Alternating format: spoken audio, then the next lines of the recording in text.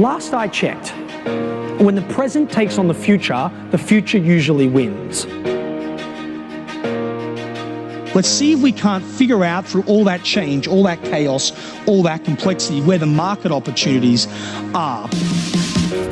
Peter Sheahan. Peter is known internationally. Helping companies create new value at enterprise scale. We all know what we're going to have to do. We're going to have to do more with less, efficiency. We're going to have to respond and evolve, agility. We're going to have to add more business value. Staff in 23 cities. He's the founder of Karrikins Group, a global consultancy firm focused on catalyzing growth in companies around the world. I'm a successful entrepreneur. How to get massive results faster than you ever thought possible. I've had the honor of seeing some of your material, but nothing beats the live experience. Ladies and gentlemen, Peter Sheahan!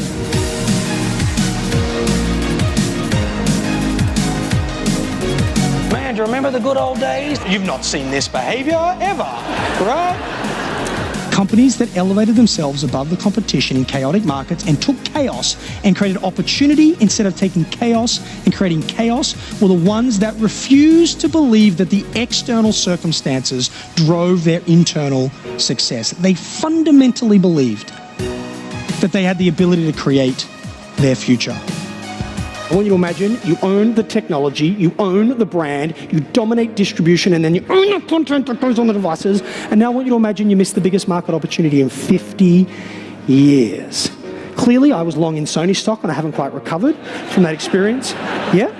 The problem was not that we didn't see the future. The problem was that nobody at Sony talked to each other anymore. He said the more the market changes and disrupted, the more the opportunity is in the cracks. The money gets made here during times of change, and the job of the leader is not to sit above it, but to be the glue that brings all of our capability together. Because your consumer does not care how you're structured in an omni-channel world.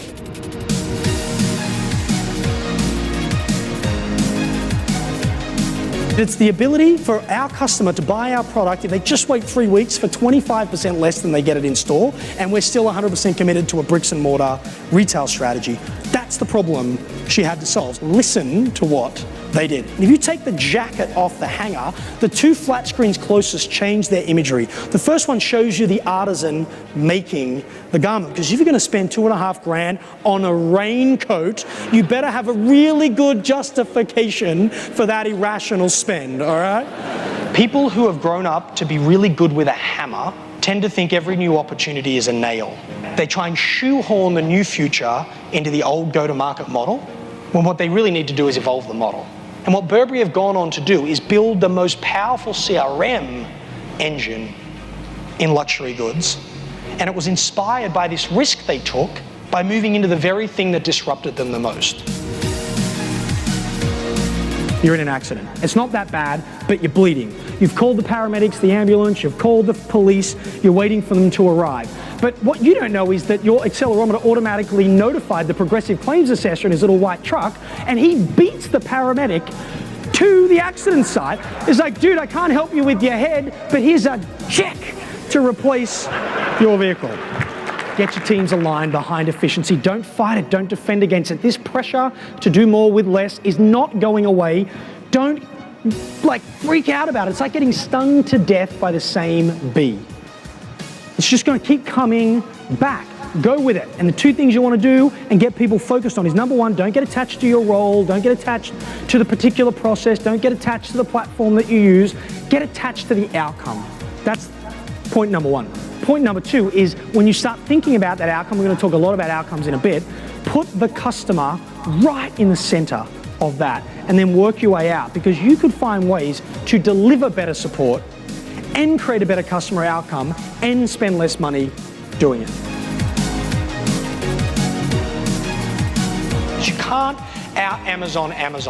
You can't out Walmart. Great companies know exactly how they're going to win.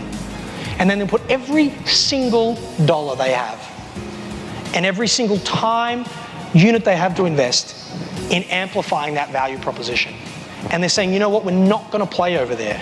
That's not our space. This is our space, but we know in order to win, we have to be this good. And then you begin this upward spiral of innovation and margin creation, by the way, as well.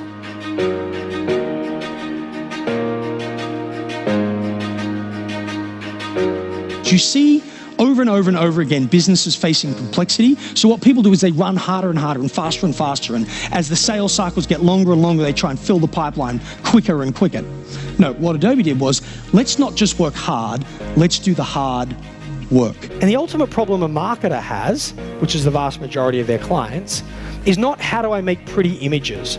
The actual problem is half my marketing works, I just don't know which half. So let's solve the higher order problem for the customer, which is we're going to help you figure out which half of your marketing works so you can double that spend and kill the other. Having the management risk appetite to learn about that and lean into that complexity is where you create differentiated solutions. You go through simplistic, past complexity and too simple, and you use that insight, you use that vision of the future, you use that intellect to get you deeper with the relationships you have with your client, where you're not just thinking about you and them, but you're thinking about the entire value chain, understanding the user experience, building intimacy, elevating yourself above the RFP process into this strategic trusted partner. And then you take that to solve the real problems, not today's problems, but tomorrow's problems. And you focus on the outcome, and you're willing to get creative in your model, in how you go to market, how you engage to get the outcome, irrespective of your historical inputs.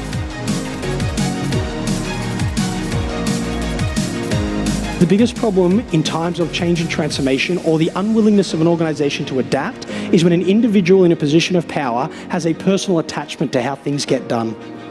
And they hold on to that attachment and don't move with the times, change with the technology, adopt new practices, because their ego is attached. Their identity is attached to a certain way of doing things. He put it differently. He said, where there is ego, there is excess.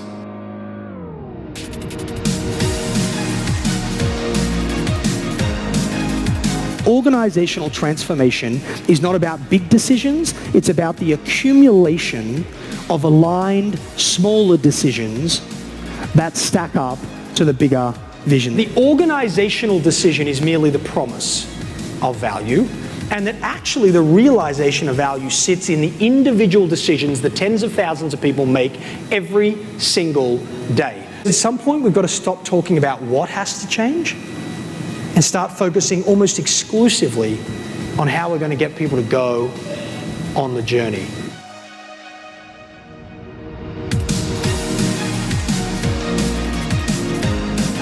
Let go of the legacy belief systems and reimagine the future in a form of possibility.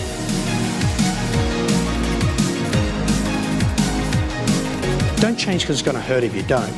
Change because it'd be magnificent if you do.